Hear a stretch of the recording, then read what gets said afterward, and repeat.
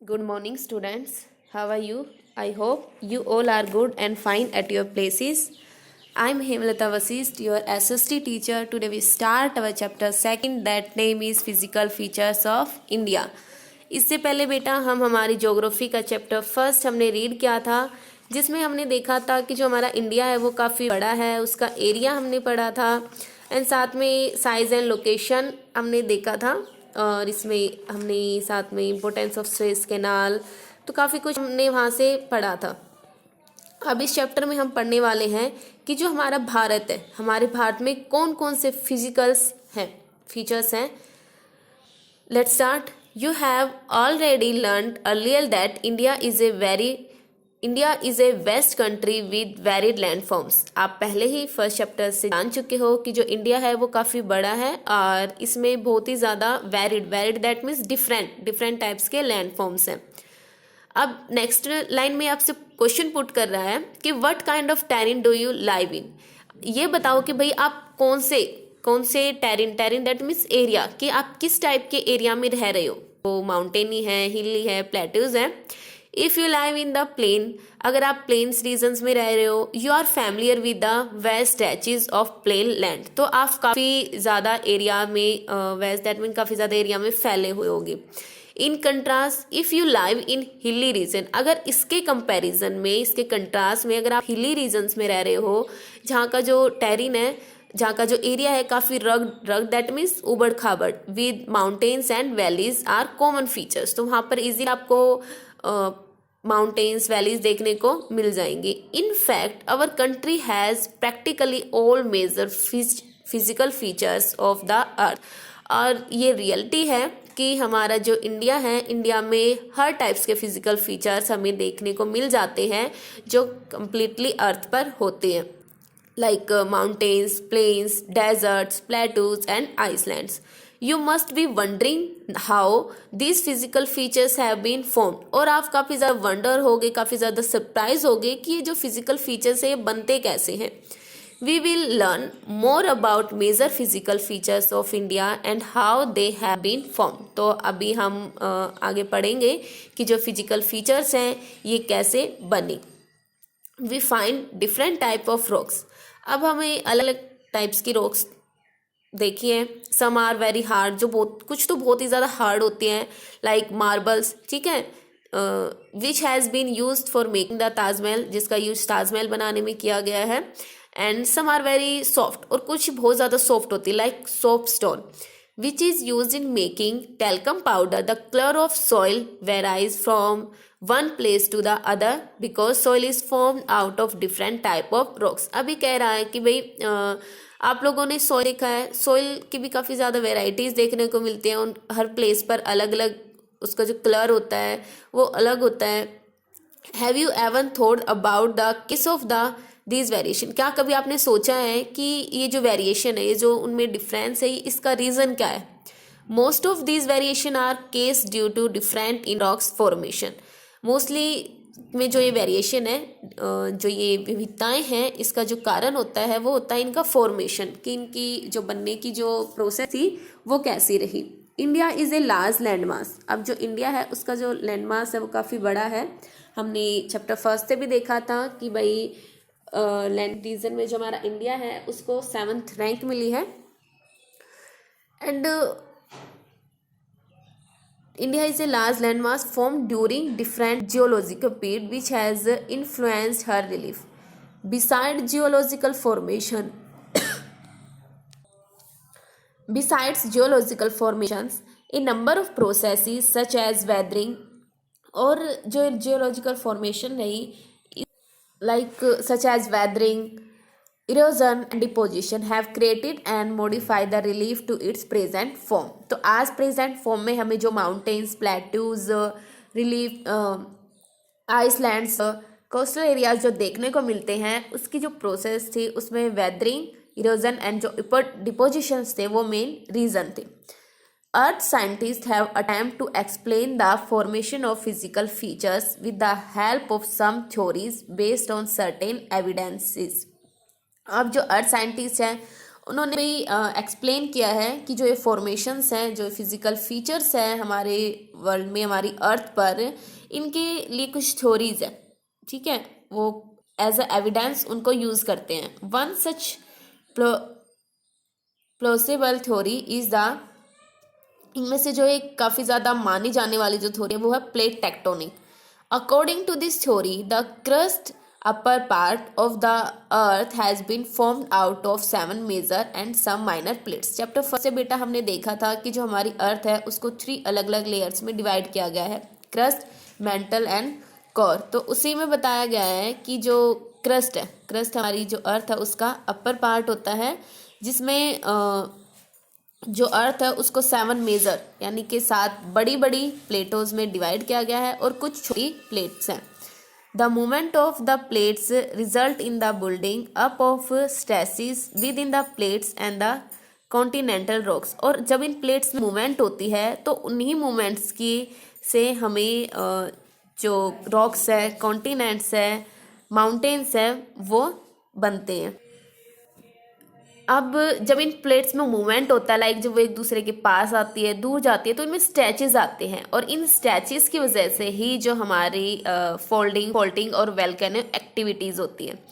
Broadly these plate movement are classified into 3 types. और इन्हीं के जो इनके मूवमेंट के चलते, और देखो बेटा यहाँ पर इन्होंने बताया कि जो अर्थ प्लेट्स है, प्लेट्स को 3 पार्ट्स में डिवाइड किया गया है, like convergent boundaries, some plates move away from each other and from divergent boundaries। अब जब 2 प्लेटें एक दूसरे के पास आती हैं, ठीक है, जब वो एक दूसरे के पास आई तो उसको कहा जाता है कन्वर्जेंट बाउंड्री, और जब वो एक दूसरे के दूर जाती हैं तो उसको कहा जाता है divergent. In the event of 2 plates coming together, अब एक दूसरे के जब वो साथ फ्रिक्शन करते हुए जब चलती हैं, दे में आइदर कोलाइड एंड क्रम्बल और वन में slide under the other. At time they may also move horizontally past each other। तब जब प्लेट एक दूसरे के ना तो पास आती ना एक दूसरे से दूर जाती है, बल्कि एक दूसरे से फ्रिक्शन करते हुए अपर एंड लोअर यानी कि हॉरिजॉन्टल शेप में वो एक दूसरे से फ्रिक्शन करती हैं, और तो वो एक दूसरे के हॉरिजॉन्टली पास कर जाती है यानी कि मूव कर जाती है। फ्रॉम ट्रांसफॉर्म बाउंड्रीज, तो ऐसी जो प्लेट्स होती है उनको कहा जाता है ट्रांसफॉर्म बाउंड्रीज या फिर transform plates. The movement of these plates have change the position and size of the continents over millions of years. अब ऐसा नहीं है बेटा कि जो ये प्लेट्स है एकदम से एक दूसरे के पास आती होंगी, इनको जब आने में अगर मैं बात करूं कि 1 ईयर में सिर्फ 2 या 3 मिलीमीटर ही जो प्लेट है वो मूव करती हैं। तो इनकी जो प्रोसेस है, अगर किसी भी जो कोई भी फीचर्स अगर क्रिएट होता है हमारी अर्थ पे यानी कि क्रस्टीज एरिया, जो क्रस्ट लेयर है उस पर, तो उसको बनने में मिलियंस ईयर्स लग जाते हैं। Such movements have also influence the evolution of the present landform features of India. और कुछ जो मूवमेंट है जो इन्फ्लुएंस दैट मीन्स कि अफेक्टेड है the evolution of the present landform, जो प्रेजेंट में जो लैंडफॉर्म्स हैं उनके इवोल्यूशन से। अब देखो यहाँ पर फिगर 0.2 दिखाया गया है, इसमें जो मैंने बात कही थी कि 7 मेजर प्लेट्स भाई, तो वो 7 मेजर प्लेट्स में आ जाएगा आपकी इरेशियन प्लेट। ये देखो ये यहाँ पर बनी हुई है इरेशियन प्लेट, और इसका कुछ एरिया यहाँ पर भी है। अगर ये मैप है बेटा, अगर ग्लोब पे आप देखते होते कंप्लीट एक प्लेट बनती है। नेक्स्ट है नॉर्थन अमेरिकन प्लेट, ये हो गया 1, ये 2, southern American plate 3, African plate 4, यहाँ पर इंडो ऑस्ट्रेलियन प्लेट 6 और एंटार्क्टिक, ठीक है, ये एक और प्लेट है। यहाँ पर 7 मेजर प्लेट्स हैं। अब देखो यहाँ पर ये ब्लू से बॉक्स में दिखाया गया है कि must volcanoes and earthquake in the world are located at plate margins but some do occur within the plates। कि कुछ जो भी वेल्कानोज या अर्थक्वेक्स हमारी जो अर्थ है पे जब आते हैं तो वो इन्हीं plate margin that means in प्लेटों के किनारों पर ही आते हैं, ठीक है। यहाँ तक क्लियर है भाई? आगे देखो, the oldest land mass the peninsula part was a part of the Gondwana land. अब इसमें ये बताया गया है कि पहले जितने भी कॉन्टिनेंट्स वो सभी जुड़े हुए थे। फिर धीरे धीरे जब इन प्लेट्स में मूवमेंट होता गया तो जो ये कॉन्टिनेंट्स एक दूसरे से अलग होते चले गए। उन्हीं में जो ओल्डेस्ट लैंड मास था जिसको कहा जाता है गोंडवाना लैंड। अब जब ये दो लैंडेड जब एरियाज एक दूसरे से अलग हुए तो उन्हीं से बना गोंडवाना लैंड एंड अंगारा लैंड। तो ऊपर का जो पार्ट था, ऊपर वाला जो भाग था उसको कहा गया अंगारा लैंड, और यानी कि जो साउथर्न पार्ट, ठीक है, यहाँ पर साउथर्न या फिर नॉर्थर्न में बात करते हैं तो साउथर्न जो हिस्सा था वो कहा गया अंगारा लैंड एंड नॉर्थर्न एरियाज को कहा गया Gondwana land. The Gondwana land included India. अब गोंडवाना लैंड में कौन कौन से एरियाज थे जिनको इंक्लूड किया गया? India, Australia, South Africa, South America and Antarctica. As one single land mass the conventional currents split the crust into a number of pieces. जब कन्वेंशनल जो क्रंट्स थे, जो क्रंट्स इनमें से क्रस्ट से होके निकले, तो इसने कई सारे टुकड़ों में इसको डिवाइड कर दिया क्रस्ट को, thus leading to the drifting of the Indo-Australian plate after being separated from the Gondwana land toward north। तो इसी कन्वेंशनल करंट से जो कॉन्टिनेंट, जो सब पूरा जो एरियाज था, जो लैंडेड एरियाज था, वो टू पार्ट्स में डिवाइड हो गया।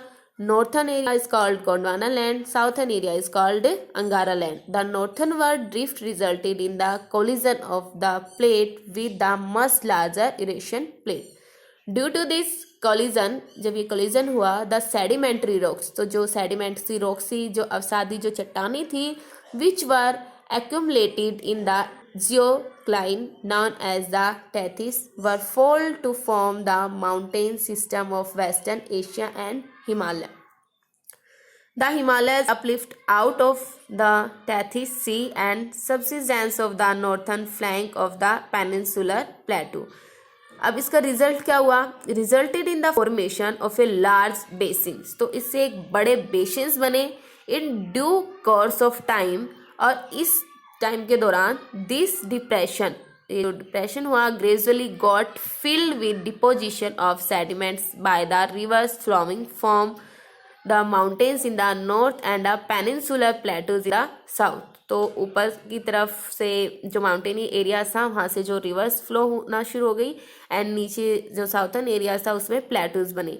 A flat land of extensive alluvial deposits lead to the formation of the northern plains of India. The land of India displays great physical variation। और जो हमारा इंडिया है उसमें डिस्प्ले दैट मीन्स शो करना, बहुत सारे फिजिकल वेरिएशंस, बहुत सारी अलग अलग भौतिक जो विभिन्नताएं थी वो देखने को मिली। Geologically the peninsular plateau constitutes one of the ancient land masses on the earth's surface. It was supposed to be one of the most stable land rocks. The Himalayas and the northern plains are the most recent landforms from the viewpoint of geology. Himalayan mountains form an unstable zone. जो हिमालयाज हैं, mountains हैं, वो आज भी ऐसा कहा जाता है कि अभी भी जब प्लेट्स मूवमेंट होती है तो उसमें फोल्डिंग होती रहती है, जिसकी वजह से वो ऊपर की तरफ बढ़ता है। तो वो एक अनस्टेबल जोन में आता है कि वहाँ पर कभी भी जो अर्थक्वेक्स जैसी जो भी इवेंट्स है वो हो सकते हैं। The whole mountain system of Himalaya represent a very youthful topography with high peaks. जो कंप्लीट जो हिमालय है, जो हिमालय रेंज है, वहाँ पर काफ़ी बड़ी बड़ी हाई पिक्स यानी कि बड़ी बड़ी चोटियाँ मिलती हैं, डीप वैलीज गहरी घाटियाँ मिलती हैं, एंड फास्ट फ्लोइंग रिवर्स और तेज़ गति से बहने वाली नदियाँ पाई जाती हैं। The northern plains are formed और एलुवियल डिपॉजिट्स, और जो नॉर्थर्न प्लेन्स थे वो बने एलुवियल डिपोजिशन से, यानी कि जो हमारी जलोढ़ जो मृदा थी उनसे। The peninsular plateaus is composed of igneous and metamorphic rocks, और जो पेनिनसुलर प्लेटूज थे वो कंपोज्ड हुए आइग्नियस और मेटामॉर्फिक रॉक से, with gently rising hills and wide valleys, जहाँ पर काफ़ी ऊंची जो पहाड़ियाँ और चौड़ी